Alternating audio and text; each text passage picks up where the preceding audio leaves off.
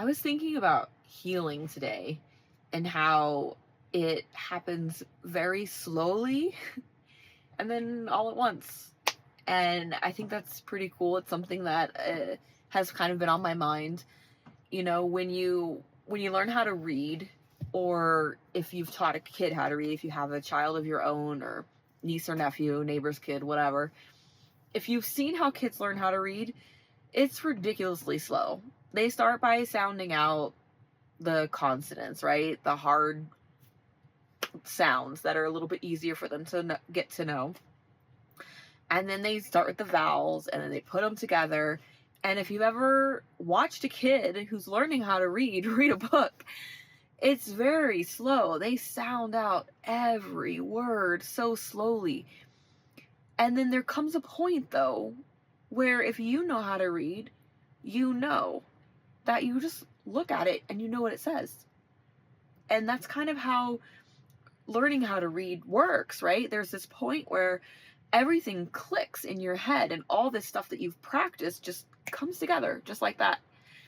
And that really is how healing is. I'm really energized right now, in case you can't tell, because I had a couple really amazing sessions today with amazing clients who are putting in the work, they're doing the work, and they're seeing results. And it's always shocking when people see results. And then I remind them that they put in the work, right? So if you do the little things every single day, the little things, right? When you start to feel tense, you notice that and you start to breathe, or you do whatever coping skill is working for you to ground you, to relax you, to bring you back to reality, to calm your emotions. Or if you need to feel your emotions, when you start to feel something, you stop, you allow yourself to feel it.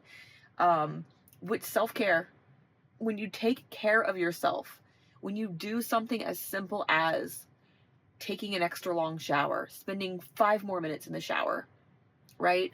And feeling the water touch your skin and just taking those 5 minutes to focus on how each water droplet feels as it touches your skin. When you take the time to brush your teeth every night or every morning, or every night and morning if you're fancy. Just kidding. You should do that anyway. But if you're taking the time to really take care of yourself in the ways that aren't fun, right? We're not talking about going and blowing lots of money on clothes. We're talking about the basics. But these are the things that add up.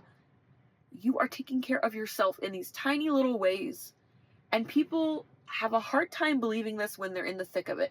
If right now you're in the thick of it and you're crying yourself to sleep every night and you cannot get past this traumatic thing that happened, no matter when it happened, it could have happened last week, it could have happened 30 years ago, but it still has a hold on you. You're in the thick of it. It's really hard for you to listen to me and hear me say, take 5 minutes in the shower and you'll be healed. It's not that easy, right? It is that simple, though. I want you to know it is that simple. It's the little things that add up. And if you don't believe me, that's okay. You can still try it, right? What harm is there in trying, adding a little self-care to your day? What harm is there? What harm is there in taking 5 minutes when you wake up and taking really deep breaths? The diaphragmatic breathing, those really cleansing breaths in through your mouth and out through your nose, or vice versa, however you want to do it, right? But that you're getting those deep cleansing breaths. There's so many things that you can do that are so simple. And I can help you figure out those coping skills, right? They're different for everybody. Someone told me they play with their kids. They play imaginary. They play pretend with their kids because it's not something that comes easy to them. So when they play pretend with their kids, it takes a lot of their mental energy to actually play pretend with their kids. That's great, because what that means is they're using their mental energy. They're draining themselves of this mental energy that they could be thinking about the problem, but they're focusing on their kids and they're putting their attention and they're being mindful and they're playing with their kids. And then they're exhausted afterwards and they don't have time to think about the thing that's bothering them. So there's all sorts of things that can be very specific to you. Whether you've got kids, you don't have kids, you like certain things, you don't like certain things. There's so many different coping skills that we can figure out, but I just wanted to come on and say that those very small things add up. They add up. They really do. You know, sometimes we can have a memory and it will make us feel a certain way.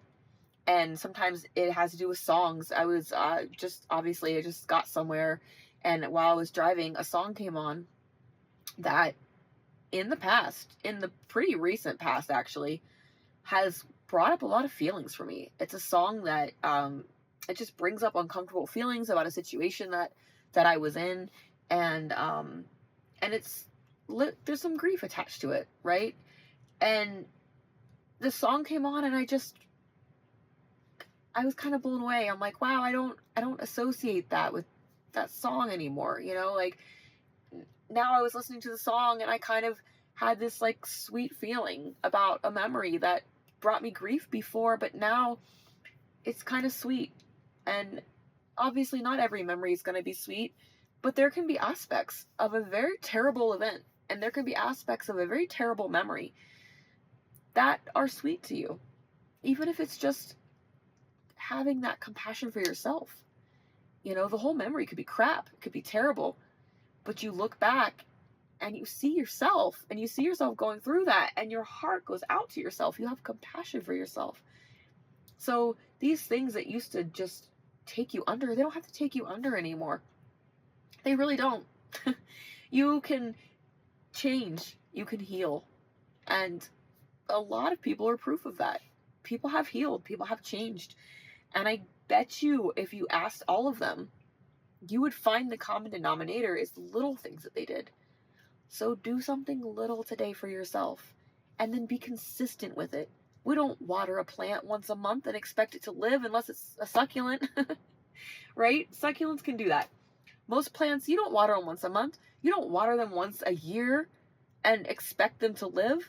You water them every single day or once a week, but you're consistent, right? Get out there, start doing something consistent. You are worth it. Absolutely, you are worth it. And I'm going to go do my consistent thing, which is the gun range. I'm at the gun range. I'm going to go get some shots off, and that's kind of a de-stressor for me. So it's one of my coping skills. And when I say coping, I mean like things that we practice on a regular basis. I don't have to be stressed out to practice a coping skill, but it sure helps if I've practiced a coping skill that when I do get stressed out, I don't have to practice, right? Like, I'm doing something that I already know. So that's the key to consistency. Get out there, do something for yourself.